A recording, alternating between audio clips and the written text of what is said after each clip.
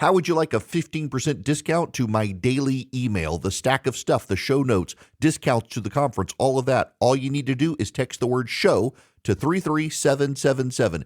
You'll get the annual subscription with a 15% discount to my daily email. You'll get the stack of stuff, the links to the show notes, discounts to the conference, and so much more. All you have to do is text the word show, SHOW, to 33777. Text show to 33777.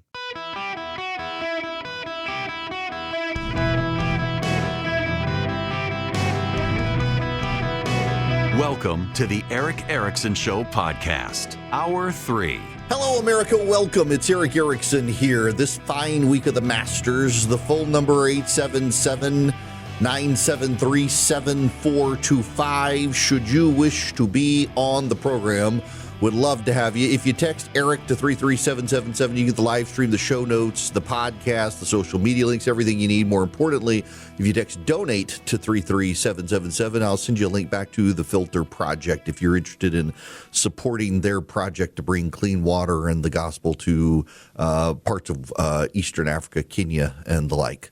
I'm going to get to your phone calls in this segment. We've got some people who've been waiting. The Economist has been declaring for weeks on end that Iran had the upper hand. And if things stay, Iran probably does, because before the war, they were not tolling the Strait of Hormuz, and now they intend to. They've closed it again.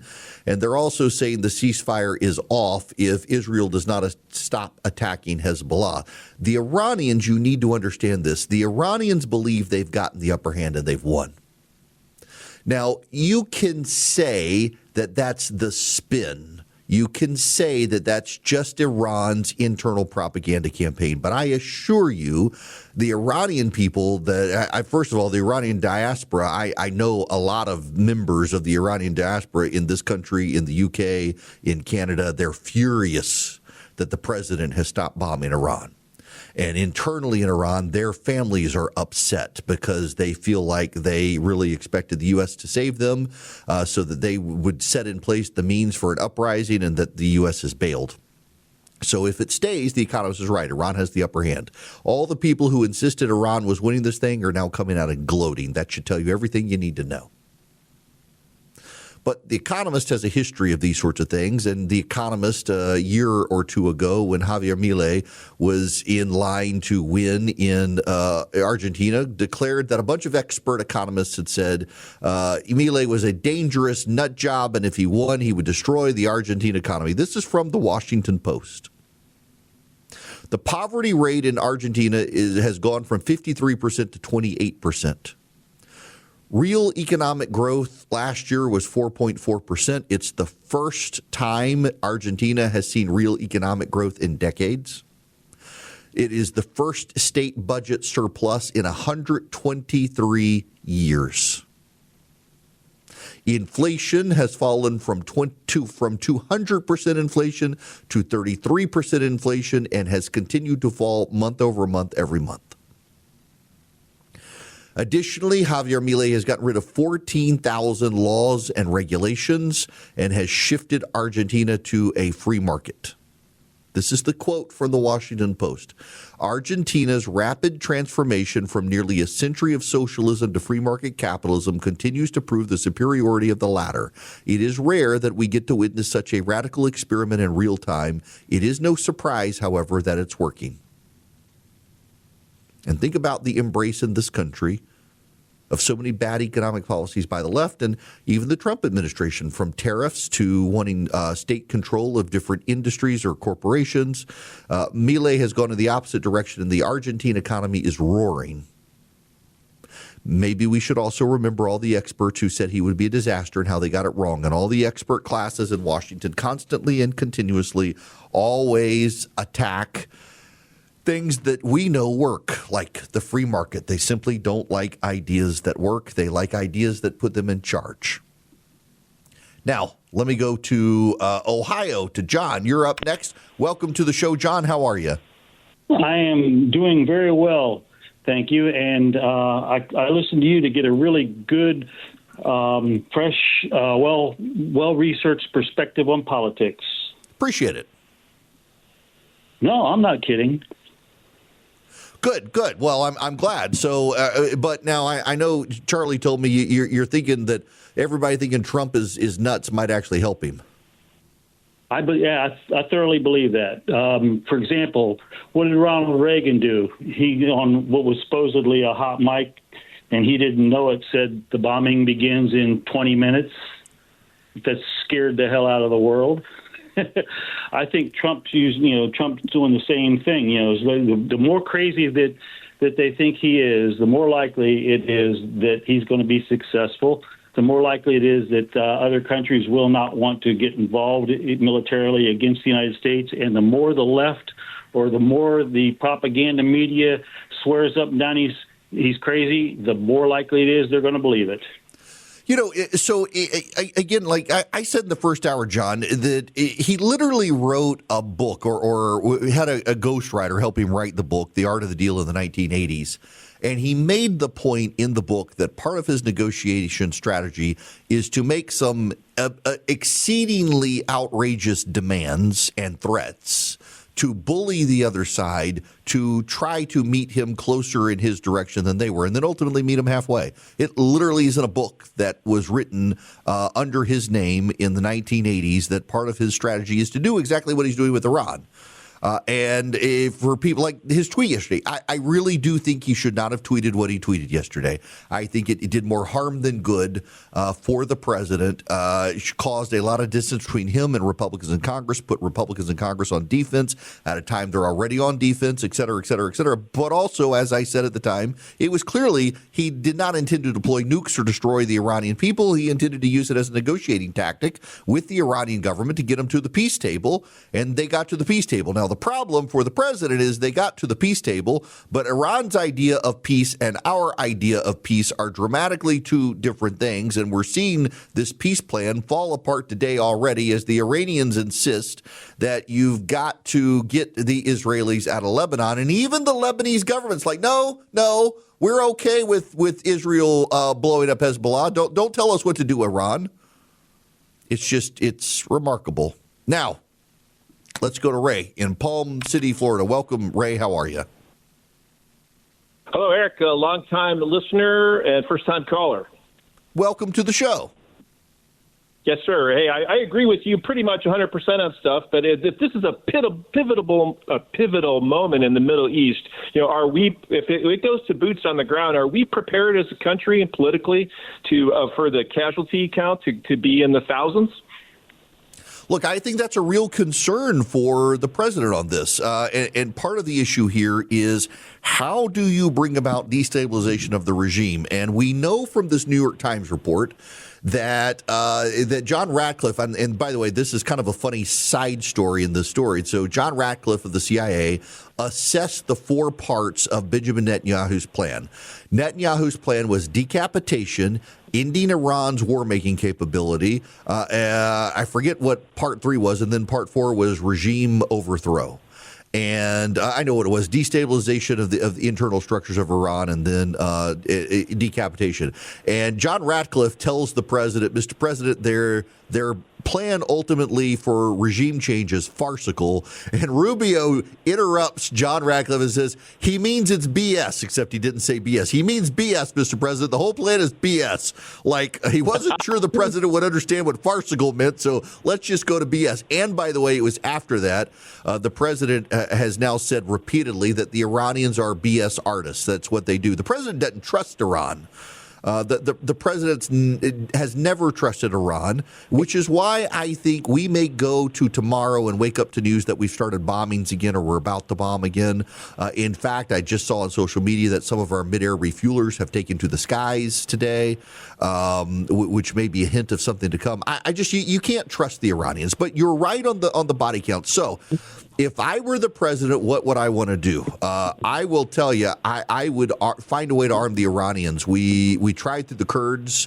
The Kurds didn't do it. I think there's got to be some level of destabilization of the Iranian regime by arming people inside Iran. The Iranian people are ready to try to destabilize them. But also, here's the other thing.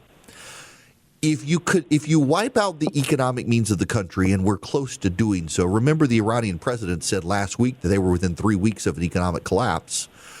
A lot of Iranian people are not getting paid. The Iranian army is not getting paid. You provoke a popular uprising through the economic destabilization of Iran that we don't have to be in there with troops. Now, we certainly are probably going to put special operators in. I wouldn't be surprised if we found out there are special operators in Iran right now. Would not be surprised at all to find out we have special operators in there. I think it's absurd to think we don't have special operators in the country right now. We've got to find a way to do destabilization of the Iranian government. The best way, I think, to destabilize the Iranian government is put more pressure on their economy and arm the Iranian people. We've tried through the Kurds to do that, not very successfully. Putting pressure to bear on the Iranian people, or on the Kurds, to hand over the arms we gave them. Folks, we've already given the Iranian people arms through the Kurds. The Kurds just haven't delivered them. We need to put pressure on the Kurds. So what's the pressure point on the Kurds? The Kurds want independent territory, not necessarily a nation, but independent territory in the northern part of Iraq. Now, the Turks are opposed to the Kurds having territory, but we've already kind of conceded a somewhat autonomous zone for the Kurds in northern Iraq. We pull that recognition of a level of autonomous zone for the Kurds in Iraq. That builds massive pressure on the Kurds to keep their end of the bargain, something they haven't had. So there are ways to accomplish what we want to accomplish, and I think we got to go back in there and do it. We are at this point having not quite a good run of it with the Kurds, and the president, of course, thinks that we're going to be able to keep peace with Iran, and in large part it's because of pressure being brought to bear by our allies. A buddy of mine texted me during the show who's in the know, and he says, don't forget the Philippines were almost completely out of oil, and the Indians were almost completely out of oil because most of their oil came through the Strait of Hormuz. You know what's going to happen long term, and it's going to be a good thing, is Saudi Arabia and the United Arab Emirates are going to double down on pipeline investment. Saudi Arabia has access to the Red Sea, and the United Arab Emirates has access to the Gulf of Oman. Oman is a split nation. Oman runs up the southwest side of the Arabian Peninsula, up the east side of the Arabian Peninsula, and then is blocked by a portion of the United Arab Emirates, Ras Al Khaimah, Fujairah, Al Quwain, and then the northern tip of the Arabian Peninsula is owned by Oman. Oman claims it's cutting a deal for free transit through the Strait of Hormuz. But the United Arab Emirates has already built a pipeline that runs through between Fujairah and Corfacon, which is on the eastern side of the Arabian Peninsula. It's part of the United Arab Emirates territory. They've got a big port just north of Fujairah that you can get in, deep water ports into the Gulf of Oman. And then, of course, Saudi Arabia has its pipeline that goes to the Red Sea. So you're taking all the oil that's in the Persian Gulf and you're essentially pumping it out into the into the Red Sea, into the Gulf of Oman. You're bypassing the Strait of Hormuz. That makes Iran's control of the Strait of Hormuz irrelevant, except for Kuwait and for Iraq. And Kuwait has partnerships with Saudi Arabia to be able to tap into their pipeline and flow its oil through the pipeline. So you've now largely made it irrelevant. And by the way, Iraq, don't pay attention, but Iraq has been building a pipeline in its west that flows through Jordan to where? Israel and the Mediterranean Sea. That cuts off the strategic importance of the Strait of Hormuz if those pipelines keep being built. And I suspect we're going to see a massive expansion of those pipelines, meaning the Strait of Hormuz becomes more irrelevant. But also, we still got to deal with Iran's nuclear capability, and that's going to require us doing something to destabilize the regime further. Hello there and welcome. It is Eric Erickson here. The phone number is 877-973-7425. Should you wish to be on the program, I would be very, very happy to have you. Don't forget to text Eric to 33777 if you want to get the show notes to live stream the podcast. I got to be honest. I got to be honest with you. I don't know that I know what exactly is going on with this ceasefire at this moment, because Iran says that the ceasefire includes Lebanon. The Pakistani prime minister who negotiated says it includes Lebanon. The United States says it does not include Lebanon. The Israelis say it does not include Lebanon. The Israelis say that they're going to take the Iranian enriched uranium by force or by agreement. The president says Iran can't have its uranium. The Iranians say they're not giving up their uranium. This is all chaos. The president does thrive in chaos. Here is the way I think to thread the needle to understand best what's going on, and that is both sides think they have the upper hand. When both sides have the upper hand, neither really has the upper hand. But I think that's what's going on here is the Iranians do believe that they have got their preferred outcome, and the Americans believe they have gotten their preferred outcome. The murmuring behind the scenes is that the president felt like he needed a temporary ceasefire to get some oil out of the Strait of Hormuz in order to satisfy allies like the Philippines and India, and that it may not last, that once the tankers are through for today, the president may then re-engage. Now, there is also word on the street from, and I will credit where it is due, Phil Stewart, the chief national security reporter for Reuters, that the president is possibly discussing the possibility of withdrawing from NATO with NATO's Secretary General, that he intends to do that, bring that conversation up this afternoon. Now, federal law prohibits the president from withdrawing. The position of the president's administration is that it is unconstitutional to bind the president to that if the president wants to withdraw, he gets to withdraw. We'll see. But he's apparently going to have those conversations this afternoon with the Secretary General of NATO, which, given the performance of our NATO allies, I mean, I'm a strong NATO supporter. Even I'm there to think, why bother staying? The Europeans at this point are kind of decrepit, and on the side of the Iranians, too. Now, I need to tell you about my Perfectly Snug mattress topper. You can go to perfectlysnug.com/Eric and get one. Why should you want one? Well, have you ever thought, man, I wish I had an air conditioner for my bed, or I wish I had a heater for my bed? Well, that's what the Perfectly Snug mattress topper does. It is an air conditioner for your bed. It can cool it down, and it uses some of these, like I looked at one and it was a couple $1,000 system and it had like water cooling and stuff like that. That's nonsense. The Perfectly Snug is reasonable. It's affordable, and it uses fans. It even has can generate heat as well. I've been using it.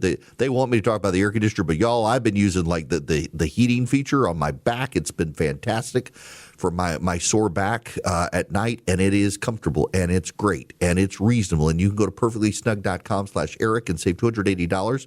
Even Oprah Winfrey likes this thing. She just gave it an award. It's a reasonably priced mattress topper that cools you down or warms you up. It monitors your temperature.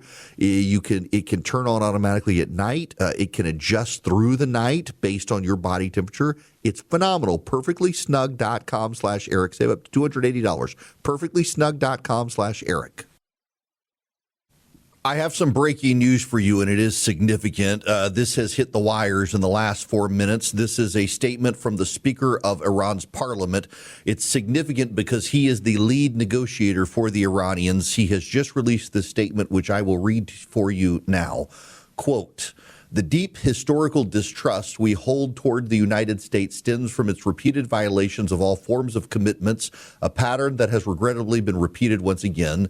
As the President of the United States has clearly stated, the Islamic Republic of Iran's 10-point proposal is a workable basis on which to negotiate in the main framework for these talks. However, 3 clauses of this proposal have already been violated. 1, non-compliance with the first clause regarding the ceasefire in Lebanon, a commitment that Prime Minister Shahbaz Sharif explicitly referred to and declared as an immediate ceasefire everywhere, including Lebanon and other regions, effective immediately. 2, violation of Iran's airspace. The entry of an intruding drone into Iranian airspace, which was destroyed in the city of Lar in the Fars province, constitutes a clear violation of the clause prohibiting any further breach of Iran's airspace. 3, denial of Iran's right of enrichment enrichment. This right is explicitly included in the 6th clause of the framework. The very workable basis on which to negotiate has therefore been openly and clearly violated even before negotiations have begun.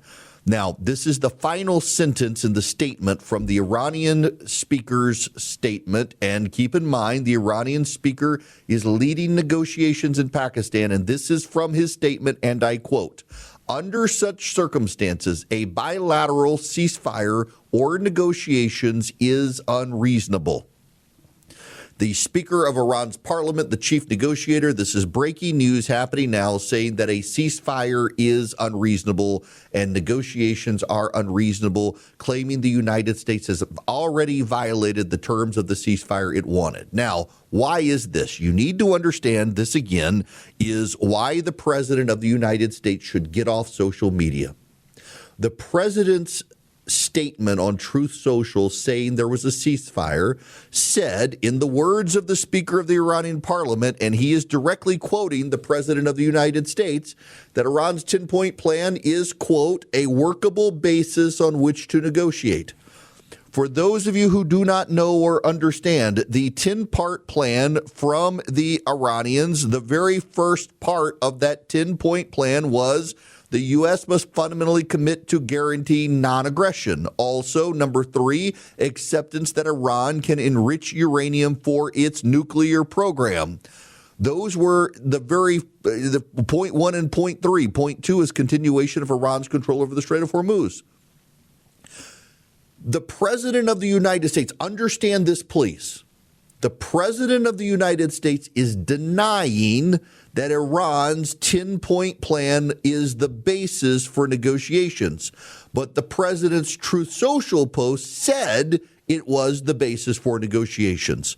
This is because the President on Truth Social put out something that he is now directly contradicting, claiming that there were other negotiations that were the basis of the plan, not Iran's 10-point plan.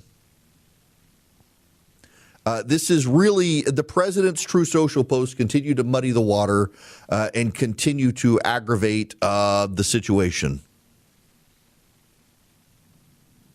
By the way, Benjamin Netanyahu is now saying that the war with Iraq will continue anytime he chooses. He's not going to be bound by an American-Iranian ceasefire as they continue in Lebanon. Y'all, it's the President's True Social posts are complicating things. And I'm sorry if you want to defend him, be like a little chihuahua on his leg or something, but I'm telling you the truth. His Truth Social posts are what is muddying the water here, and he needs to just get off Truth Social. His statement yesterday on Truth Social about eradicating the civilization went over like a lead balloon with even a lot of his supporters and Republicans in Congress whose support he needs.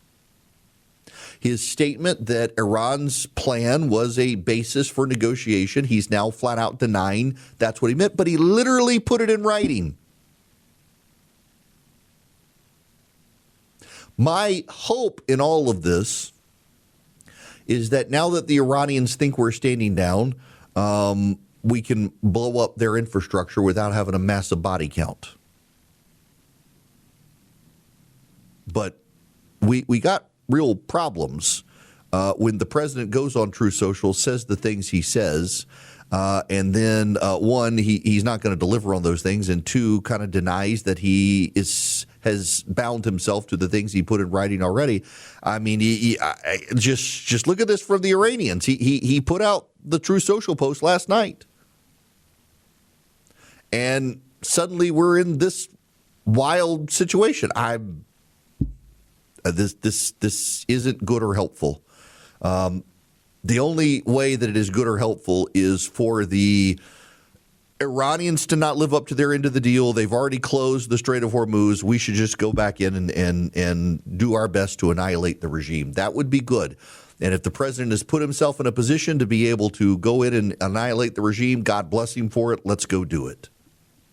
Now, Robert, I want to go to your phone call. Welcome to the show, sir. How are you? Doing well, Eric. Appreciate what you do all the time. Thank you. Thank you. Yeah, I agree. Trump seems to be his own worst enemy often by the things he says. I think with regard to the civilization comment, if it just been the word regime instead of civilization, it'd have been fine. That's number one. Number two, I guess my question, number two is with regard to what you just said, just reported. It's always struck me within the last day or so that there seems to be two different lists of 10 points. There seems to be Trump's list, and there seems to be the other guy's list.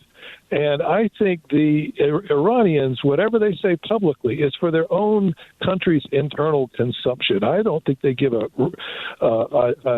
flip about what anybody else in the world thinks. I think it's for their public internal consumption, because they could say, well, look at this list that we gave him, and Trump's violating it, and we're in the right. We're taking the winner's position. That's number two. Look, there is a lot of internal propaganda coming on both sides. And by the way, good catch of your language there, Robert. But also, I mean, part of the problem here too is, I mean, when you now have Iran's Speaker of the Parliament, who's leading the negotiations, come out with a public statement for international consumption saying that the president said in his True Social post that Iran's 10-point plan was a workable basis on which to negotiate, which the president actually did do. And now you have the president of the United States say, no, I didn't mean that 10 points. I meant a different 10 points that was revealed behind closed doors, not his 15-point plan. There was apparently another 10-point plan. I'm just looking at this and thinking, the Iranians, you can't trust them to begin with. And now they're using the president's True Social post as a way to get out of this.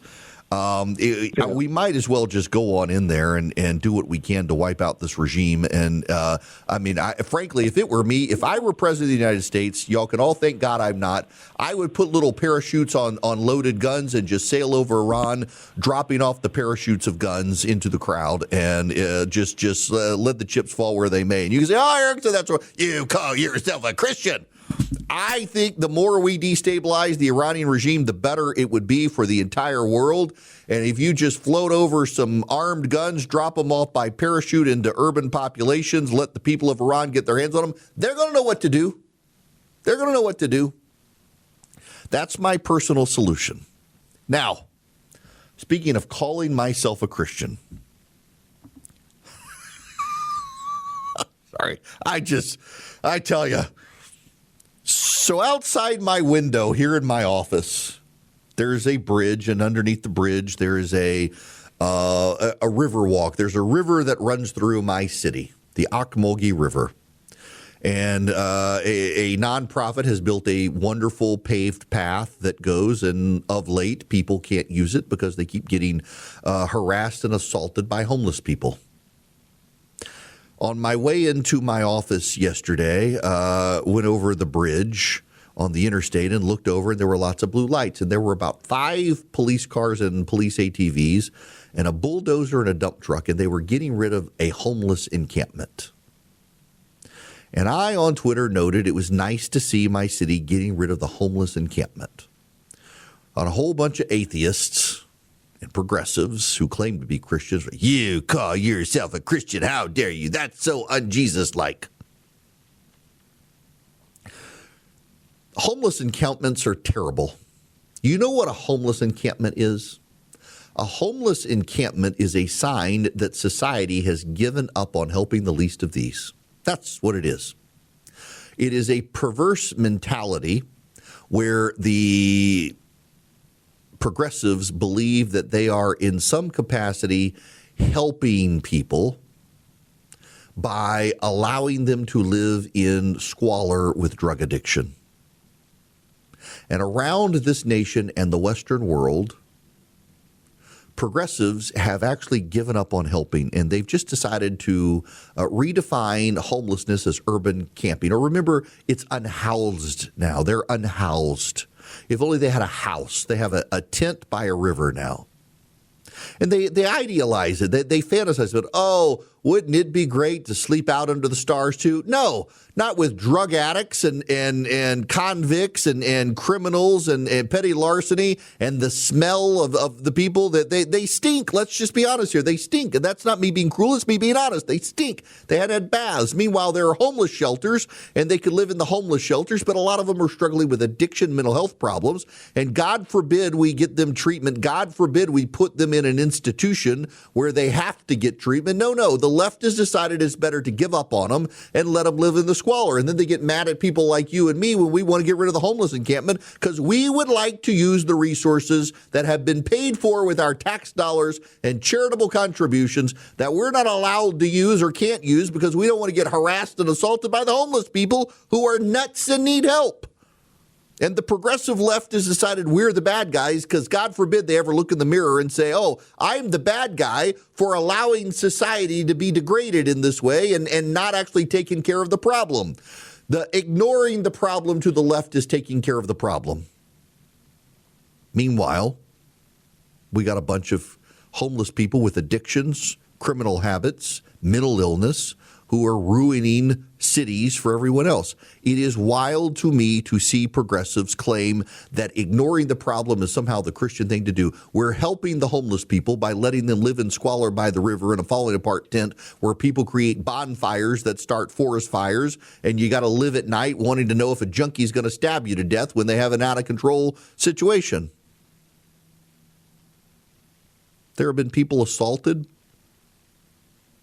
kids harassed, had homeless people expose themselves. It was good that the homeless encampment was bulldozed. It was good that the homeless people can't live there and they got to go to the homeless shelter. Now that's actually treating it. And frankly, if we institutionalized more of them and reopened a lot of the mental institutions we closed down in the 70s and early 80s, we as an entire society would be better off. And the left thinks that's anti-Christian. To the left, wasting our tax dollars on subsidizing squalor is the Christian thing to do. What would Jesus do? He'd tell you to render unto Caesar what is Caesar's, and you love your neighbor. And I refuse to believe it is loving my neighbor to look at a homeless person living in a pup tent with a bunch of drug addicts and criminals in squalor, having to build fires at night and steal food out of dumpsters and say, yep, that's loving my neighbor, letting that happen. As opposed to funding the nice homeless shelter with warm food and showers that they're not using. The left has simply given up on fixing society. Remember when Daniel Petty in New York protected people on the train and the homeless guy died, and the reaction from the left was, I mean, being harassed on the subway is part of life. No, that's giving up. That's giving up when you decide that it is part of life to be harassed on the subway. That is giving up, my friends. It's giving up. And I don't think we should give up on our cities. And I think we need a whole lot of people in society to recommit themselves to tackling homelessness, not by turning a blind eye and redefining it as urban camping, but actually getting the homeless off the streets and getting them into therapy for drug addictions, getting them into therapy for their mental health issues, getting them the medication they need. And if we need to put some people in institutions to make sure they get the help they need, we and they will all be better off as a society. Don't tell me I'm not a Christian because I want a homeless encampment bulldozed because of the crime, drugs, smell, and problems that come with it. It's actually the Christian thing to actually prop up the resources to get these people the help they need, because it's not a choice to deal with mental health. And we don't need to give them the choice to opt out of treatment. They need the treatment, and we'll all be better off as a society if we do that. Okay, amen and amen. I just see this tweet from a Pastor Chase Davis. Pollen is indiscriminate, disproportionate, and targets non-combatants. By any serious reading of just war theory, trees are war criminals. Yes, particularly the Bradford pear tree, which is the most disgusting tree on planet Earth. And were I to run for president of the United States, I would campaign on eradicating the Bradford pear tree. You know who originally got the Bradford pear tree started in the United States? Woodrow Wilson, worst president ever. He institutionalized racism within the American military, was a racist, began the growth of the technocrat class, and he decided to support spreading the Bradford pear, which is the most disgusting tree on planet Earth. Do you know what the Japanese call that tree, what the slang for the tree? I can't even say it on radio. It smells like a certain bodily fluid that only men produce. That's the slang term for the Japanese for this tree. I don't know who goes around sniffing that stuff, but that's the slang term for the Japanese for the Bradford pear. It's an awful tree. I had one in my yard when I bought my house, and I cut it down the first day I lived in the house because they're disgusting trees, and we should cut them all down. And the pollen is disgusting. At least we're mostly through pollen season here in southeast, middle Georgia at least. We're below the fall line, right on the fall line. North of us, though, the dogwoods are still blue. I love the dogwoods. They're pretty. Now, by the way, I should note that the President of the United States is rejecting Iran's plan. Meanwhile, Iran's Speaker of the Parliament is rejecting the President's plan. And now the President is confirming that J.D. Vance will go to Pakistan to lead the negotiations. And a whole lot of people are unhappy because they feel like J.D. Vance is undermining the war effort. He is an isolationist. He is opposed to going to war with Iran, and now he's going to try to bring peace and see if he can do it. And we'll see. I don't know. But I don't know that we're going to get to peace talks in Pakistan because this certainly looks like Iran has shut back down the Strait of Hormuz. It's not good. And by the way, in Georgia last night, the Republicans held on to their congressional seat, but there was a 25-point swing to the Democrats, although it was spring break. Now, let me tell you about Incogni. They want to protect you online and get data brokers to stop selling your information. You go to incogni.com/Eric, INCOGNI, incogni.com/ERICK. You save up to 60%.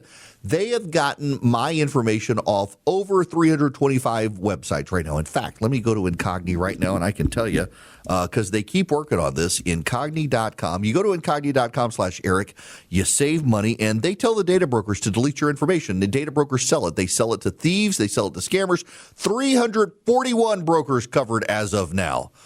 They've sent 660 requests. They've had 628 completed. So I've been taken off 89 monitoring sites. I've been taken off 226 other sites. 341 sites so far and going. 4 new ones added just today. Taking my information, making it private, getting it offline so the thieves can't get it and the insurance companies can't get it and everybody else. Incogni.com/Eric. Incogni.com/Eric.